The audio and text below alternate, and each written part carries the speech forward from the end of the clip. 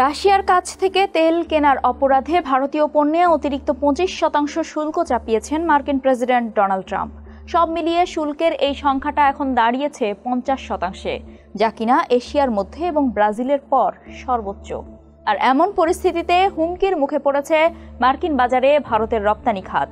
এমন যখন পরিস্থিতি, তখন অনেকের মনেই প্রশ্ন, ট্রাম্পের মন পেতে ভারত কি রাশিয়ার তেল কেনা বন্ধ করতে পারে না? রাশিয়ার কাছ থেকে তেল কেনা বন্ধ করলে কি এমন ক্ষতি? আর যুক্তরাষ্ট্র ভারতের এই দ্বৈরথে চীনের কি লাভ? সেই সবই জানাবো দ্য ইকোনমিস্টের প্রতিবেদনের আলোকে। সঙ্গে আছি আমি রুকাইয়া জহির। ইউক্রেন যুদ্ধ শুরুর পর থেকেই রাশিয়া থেকে তেল কেনা বন্ধ শুরু করে পশ্চিমারা। ঝুঁকিতে পড়ে প্রতিদিন ইউরোপে রপ্তানি হওয়া 2.6 মিলিয়ন ব্যারেল অপরিশোধিত তেলের বাজার। পড়তে শুরু করে তেলের দাম, আর একেই সুযোগ হিসেবে কাজে লাগায় মোদি সরকার। 2021 সালের আগ পর্যন্ত মস্কোর কাছ থেকে খুব একটা তেল না কেনা সেই দিল্লি এখন রাশিয়ার সবচেয়ে বড় গ্রাহক। প্রতিদিন আমদানি করে প্রায় 2 মিলিয়ন ব্যারেল অপরিশোধিত তেল, যা কিনা অপরিশোধিত তেল আমদানির 35 থেকে 40%। ভারত রাশিয়ার কাছ থেকে তেল কেনায় শুরু থেকেই আপত্তি জানিয়ে আসছিল ইউক্রেনের মিত্ররা। একের পর এক নিষেধাজ্ঞা সত্ত্বেও রুশ অর্থনীতি চাঙা রাখায় দায়ী করছিল ভারতকে। দ্বিতীয় মেয়াদে ক্ষমতায় এসে ডোনাল্ড ট্রাম্পও বন্ধু মোদিকে সতর্ক করেন, বারণ করেন রাশিয়ার কাছ থেকে তেল কিনতে। কেননা তার অভিযোগ, এই তেলের অর্থ ইউক্রেন যুদ্ধে মানুষ মারার কাজে ব্যবহার করছে পুতিন সরকার। তবে কথা শোনেননি মোদি। তার প্রশাসন ঘোষণা দেয় রাশিয়ার সঙ্গে ব্যবসা চালিয়ে যাওয়ার। আর এতে ক্ষোভ আরও বাড়ে ট্রাম্পের, যার খেসারত এখন 50% শুল্ক দিয়ে দিতে হবে ভারতকে।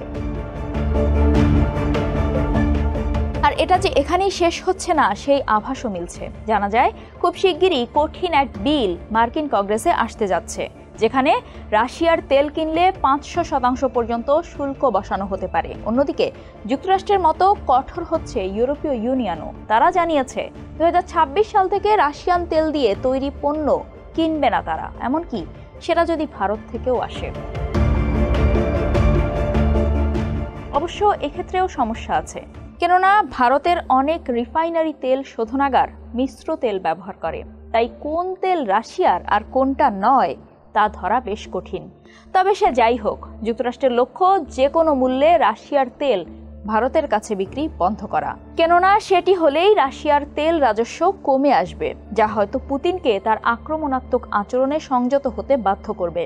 তবে এতে সমস্যা হলো, রাশিয়া তেল রপ্তানি করতে না পারলে এর প্রভাব পড়বে গোটা বিশ্বেই। তখন বেড়ে যেতে পারে তেলের দাম, যা কিনা খুব একটা স্বস্তিদায়ক হবে না প্রেসিডেন্ট ট্রাম্পের জন্য।